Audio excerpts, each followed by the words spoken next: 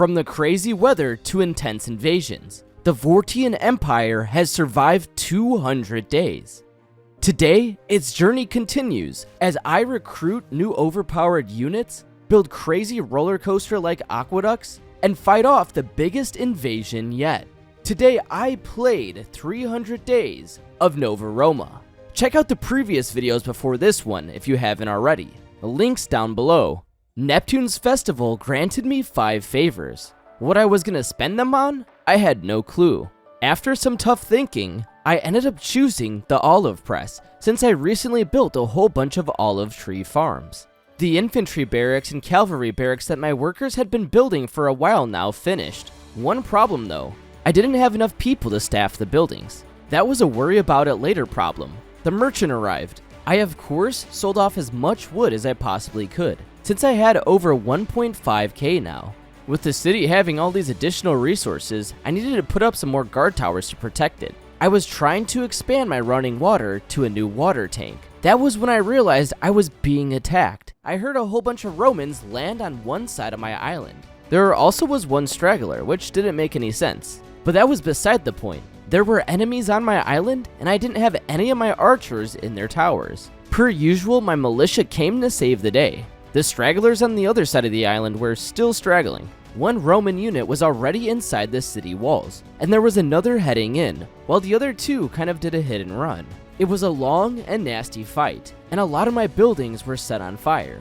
I had full trust in my militia and guard towers to finish the job though. After some time, they did, but it made me realize I really needed to train some more troops other than just a militia. It was time to lock in and get this new aqueduct up and running. My first couple of attempts didn't work though, since I had the apartments in the way, so I ended up running the aqueduct along the roads. My citizens can just go around it.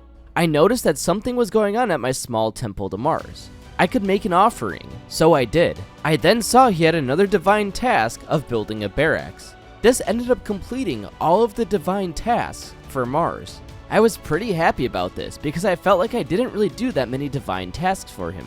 It felt like a freebie. With my aqueduct branching off of another aqueduct, I honestly had no idea how much water was going to go to this one. I was assuming half, but I didn't know how it was going to work. I spent 5 of those favors on fine wine. This increased my citizens' happiness from wine by 3. After that, I spent 3 more favors on the large charcoal maker and called it a day.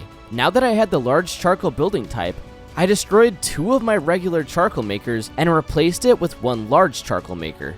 The aqueduct branched off of another aqueduct, finished.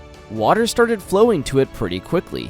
I was still super curious to see how much water is actually going to go to it. I checked the first water tower and it looked like it had 125 water flowing in. The second one did as well, so it split equally. Randomly, it looked like I could complete a favor. I ended up doing 2 of Neptune's, which was offering wine and building a dock. Vulcan still seemed to be mad at me. After selecting a new mayor that increased our tax revenue by 20%, I decided it was time to place down my first olive press. I accidentally placed it right next to the grapevines instead of the olive trees, so I destroyed it and moved it over there. I then placed down 2 large insulas as I needed to increase the amount of people I could have in the city, just because we needed infantrymen and cavalrymen. Vulcan had a fit and started setting a whole bunch of my buildings on fire. I still honestly had no clue why he was so upset with me. And the crazy part is, he wouldn't tell me why he was mad. At least the fires were keeping the villagers warm during wintertime. The second that my 2 large insulas finished constructing, I placed down another 2. I was planning on growing our population non-stop, since we had a consistent food source now. I got a very random achievement, that I lost food at wintertime due to having bad storage. This was a rather unexciting achievement, but it informed me that my food was getting wasted. Despite being unrelated to the achievement, I ended up using my favors to unlock a stockpile and warehouse. Literally, right as I was doing that, I got another achievement. It was for having 500 citizens. The large insulas really were working. In order to celebrate, I was planning on hosting a festival for Neptune. The plans changed though. I ended up using a whole bunch of wine to fulfill one of his divine tasks. I unlocked the Undertaker, which sounded pretty cool. The workers of this building bring over bodies to wherever they need to be buried. real quick, hit that subscribe button. We're so close to 100k. On a more positive note, I replaced a medium insula that I already built with a large one. The rivers in Vortide then started to flood, and the Romans were attacking again. Isn't that just a perfect combination? Before any actual enemies arrived on the island, I tried mapping out a potential aqueduct location. It seemed like it was gonna work out pretty well. The storms arrived, and so did the Romans. There were quite a bit of them this time, 15 to be exact. I did my usual and trained a militia, but they all drowned in a river. I didn't even know that was possible. It didn't seem like the enemies were drowning, which was kind of frustrating. I now had no melee troops, but something good did happen. Some of the enemies on the other side of the city weren't able to swim. I guess it only starts damaging your unit in certain areas where the water's too deep. The flooding ended up being a blessing in disguise. Although half of my city was underwater at one point, my olive press wasn't even being used. Apparently, it didn't have access to olives, which was kinda weird since one of our warehouses nearby had a whole bunch. It occurred to me that I still had some favors left over, so I went and unlocked a columbarium. Since I actually had a place to bury people now, I placed down my very first undertaker, and then I placed down a columbarium right behind it. Oh yeah, and I built a new water tower. I now just needed to connect an aqueduct to it. I started doing the same exact layout that I did earlier with the aqueduct, but unfortunately, it was way too steep in order to actually go to the water tower. I genuinely spent days and days just trying to get it to work. Right when I thought I finally had it by adding some curves to it, the Romans attacked. When I checked out the situation, I realized we might be in danger. That's a lot of soldiers. This time, I sent my militia in, and they didn't drown in the water, thankfully. They were, however, a little bit late, and the enemy units made it inside of my town. At least 4 of them. One of them was occupied by my militia, another got taken out by the guard tower, one retreated, and there was still one that I was able to pinch between my guard tower and my militia. In that moment, I realized I needed more guard towers over here. The situation finally calmed down. Then, I was back at it, trying to figure out how to place that aqueduct. The most unexpected thing happened. I reached 100 happiness for just a second, and of course it then dropped back down. But I got an achievement for it. After a few more days went by of me attempting to build the stupid aqueduct, I decided that I was going to take a completely different approach. I was going to attempt attaching the water tower at the top of the mountain to the one at the bottom of the cliff. This seemed even harder than what I was going to originally try and do. My first attempt wasn't the best, but it at least looked cool. A terrible rainstorm broke out, and the city started flooding once again. This made it incredibly hard to see where I was trying to place down the aqueduct. Once the storm passed by, I tried placing down the aqueduct once again. I was genuinely upset when this attempt didn't work. I really thought it was going to. That was when it occurred to me, maybe I should just move the water tower a little bit closer, and then build an aqueduct to it. So I tried exactly that, and still couldn't get it. At this point, I was genuinely embarrassed. I could have just looked up how to do this, but as I do for all of my videos, I like to figure out the game as I play it. I inspected the other aqueduct that I got working. That's when it occurred to me, I think I knew what I needed to do. This was gonna be a very long aqueduct. I went all the way around my industrial area, back over to my new residential area, and guess what? It worked. I ended up not actually constructing it though. I moved the water tower back to the original spot that I had it. I wanted the water supply from this tower to reach as many houses as it possibly could. Since I had another tower so close to it though, this didn't seem very efficient, so moving it back over to where I originally was trying to place it made more sense. Now that I actually knew how to place it, I had finally done it. I placed down the aqueduct leading to the water tower at the bottom of the cliff. I was so happy in that moment, but we're all just gonna forget that even happened. After that, I appointed a mayor that helped with tax revenue, and then I had to deal with Vulcan being mad for the millionth time. It had been a while since I actually did anything in the original part of my city on top of the mountain. This inspired me to replace one of the medium insulas with a large one. I didn't want to do both medium apartment buildings at the same time though, just because I would be risking a lot of happiness with my citizens for a short duration. A new problem started to arise in the city. A good chunk of my citizens were showing Z's above their head, meaning they weren't able to make it home and sleep a full night's rest before returning to work the next day. To resolve this, I was gonna have to build houses closer to where they were working. The only issue was though, in the industrial district where this issue was happening a lot, I couldn't place houses nearby without making them super unhappy. I observed some of the citizens that were complaining. It seemed like a lot of them had to go all the way through the top of the city down to the bottom of the cliff to get to their houses. I definitely understand why they're not making it home in time. So I decided to connect some roads from the bottom of the cliff area over to one of the roads leading to the industrial area. This should make things now a lot easier for them. With the constant expansion of the city, I now had enough workers to train cavalrymen and infantrymen. Both units trained a lot quicker than I thought they were going to. As expected, the cavalry units were super quick. They could make it through the entire city in a matter of seconds. These units seemed like they would be very good first responders. If any enemies were sneaking into the castle and we didn't have troops nearby, they would be the men for the mission. The infantry unit was a lot slower, but they seemed like they could do big damage and hold off a whole enemy army. I was so hyped to have these units a part of our new army. That was until I realized we weren't going to be able to afford them year-round. I disbanded the infantrymen and it now looked like we were back to making some gold per year. Maybe I shouldn't have done that though, because we were now being attacked by the Romans. The lower cliff farming and housing area was not sealed by a wall. I tried building a guard tower as quickly as I could to prevent any enemies from coming over here.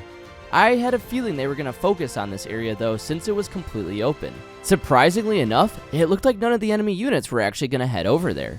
I sent my horsemen over to the left side of the city because I thought that it was most at risk. After they took out a couple units, it looked like they leveled up and got a star. I had some infantrymen heading over to the other side just to deal with any of the stragglers, and the horsemen were on their way to help too. Once the invasion died off, I placed down a new charcoal maker. There was literally zero charcoal in the entire city. It looked like I was losing a lot of gold again, fast.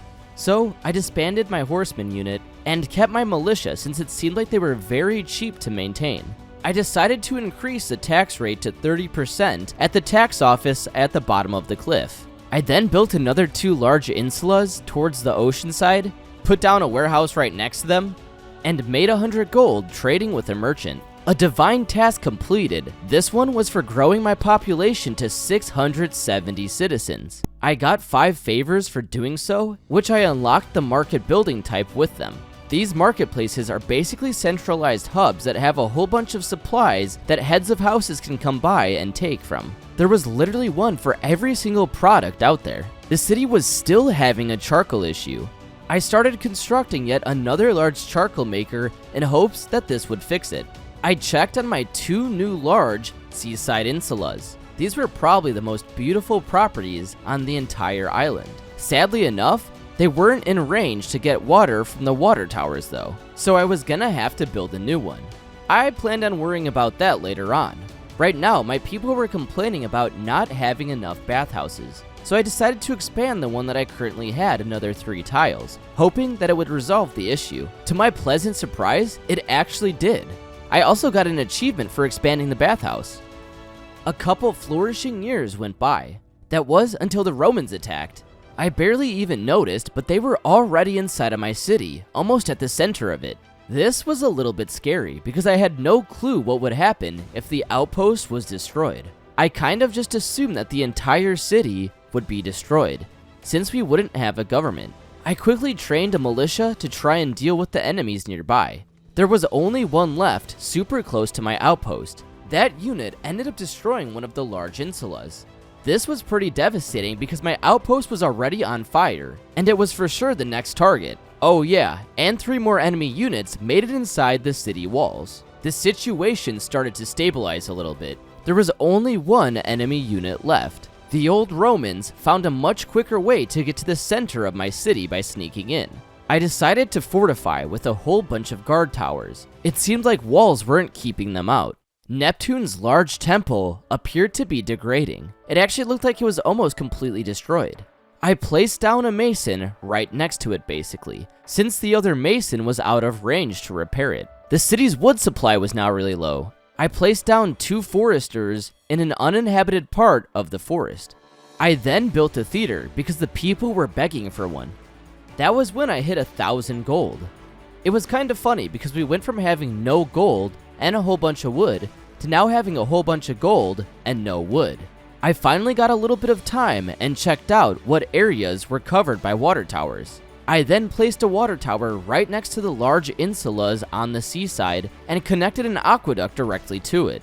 Since I expanded with quite a few buildings outside of the walls on the main part of the island, I decided it was time to wall off those expansions. There were just way too many buildings outside of the current walls that were at risk. Although this costed me a whole bunch of stone, it was going to be worth it because I could now utilize all of the new lands inside of my walls. It always felt so exciting to see the water rushing down the aqueducts into the water towers. That's exactly what I got to see, along with some lightning striking one of my olive trees. I wasted no time at all utilizing the new land I incorporated into the city.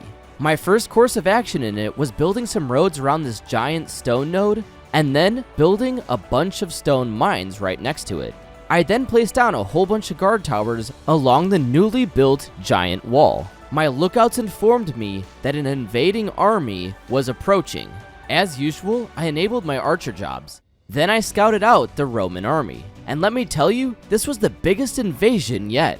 It looked like the main force was heading over to the right side of my island, and a small detachment of ships went over to the left side.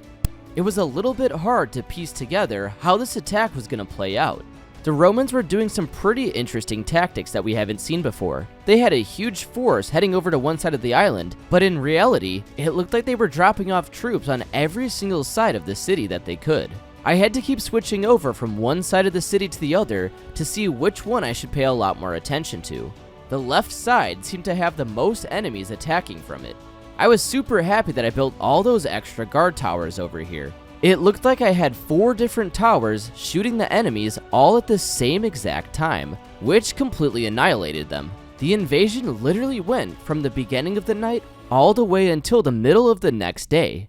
When I was disabling the archer job, I realized that I had 52 archers. That's a lot of guard towers. To make things a little bit easier for the woodcutters in my new area, I placed down a giant warehouse right next to them, and then 2 charcoal makers. I still didn't have enough charcoal, despite adding 2 more charcoal makers not too long ago. Surely these other 2 will get us there, hopefully. After that, I placed down another columbarium, and some roads to it. I also built a road outside of the new city walls, and another theater.